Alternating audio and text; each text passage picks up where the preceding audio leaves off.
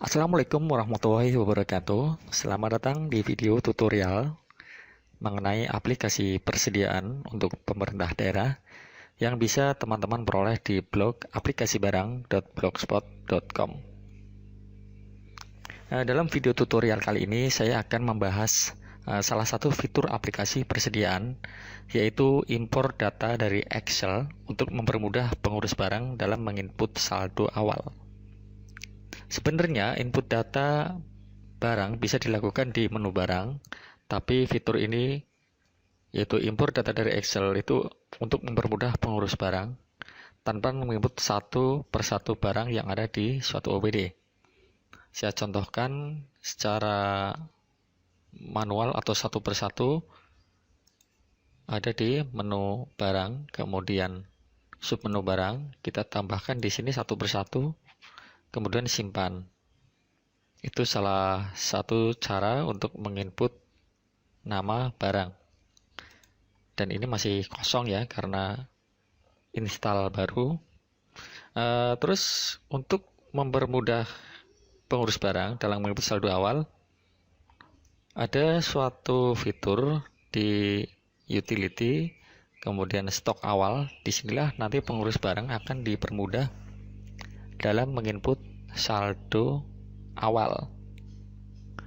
Tapi perlu diketahui, impor saldo awal dari Excel hanya dilakukan sekali saja saat aplikasi data barangnya masih kosong datanya, jadi tidak bisa diulangi.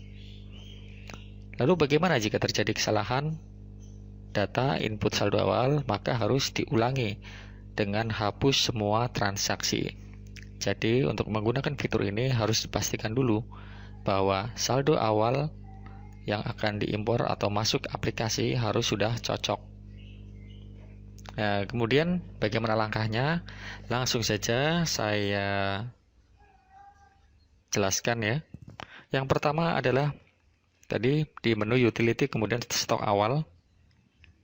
Yang pertama adalah download template Excel. Di sini sudah ada fiturnya ya. Jadi contoh download template Excel, saya pilih di sini ekspor template Excel. Diklik saja yang tombol titik 3 ini. Kemudian pilih di mana lokasi file template itu akan ditaruh. Saya taruh contohnya di desktop. Oke. Nah, ini di desktop sudah muncul. Buka saja langsung.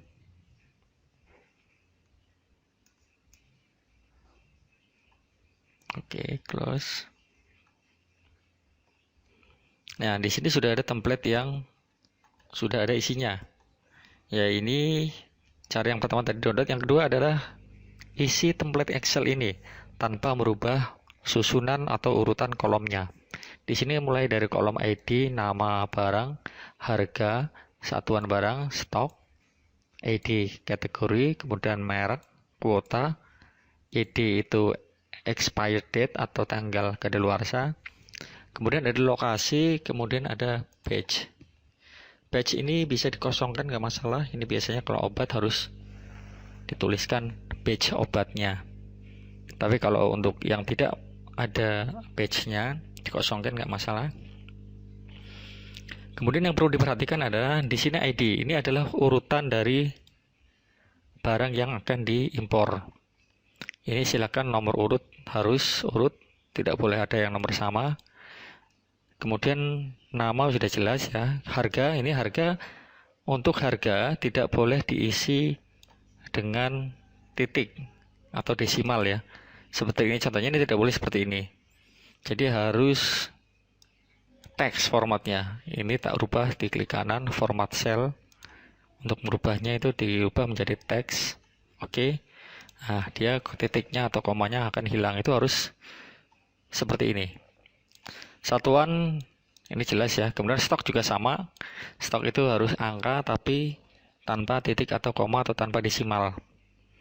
Dan ini ID cat BRG. Ini adalah yang dimaksud ID cat BRG adalah kategori barang ya. Jadi kalau misal saya lihat di sini barang, kemudian kategori, di sini sudah ada alat tulis kantor adalah nomor 1, benda pos nomor 2, alat kebersihan nomor 3 dan seterusnya.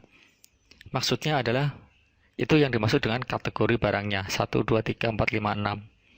Kalau saya misal ngisi 4, berarti nanti dia otomatis akan menjadi listrik. Ini contoh ya. Merek ini udah jelas ya. Kalau mau diisi silakan, kalau nggak usah juga apa-apa.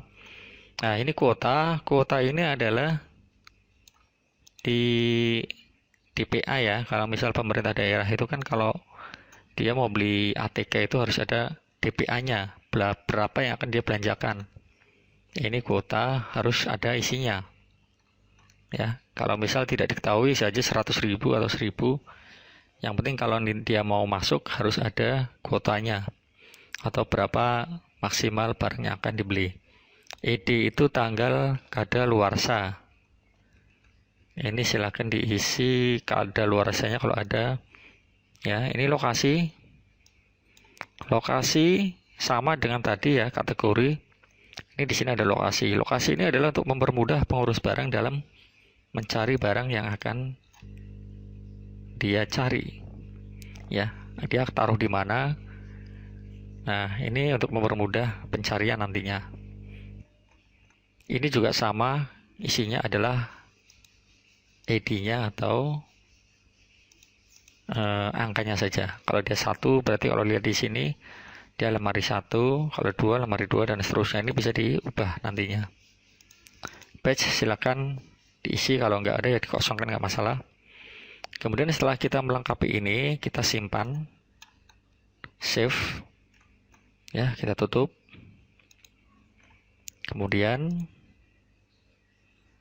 kita langsung urutan yang ketiga tadi udah simpan ya, simpan. Kemudian setelah itu import. Nah, di sini tinggal pilih nama Excel-nya, file tadi ya. Jadi saya taruh di desktop. Saya pilih file template, kemudian buka.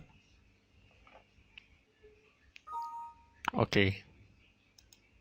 Nah, di sini sudah ada, jadi sudah masuk. Ini sudah ada jumlahnya. Ini harus dipastikan benar apa tidak jumlah yang akan kita impor sebagai saldo awal. Kalau kita sudah memastikan ini benar, maka tinggal klik proses, kemudian yes.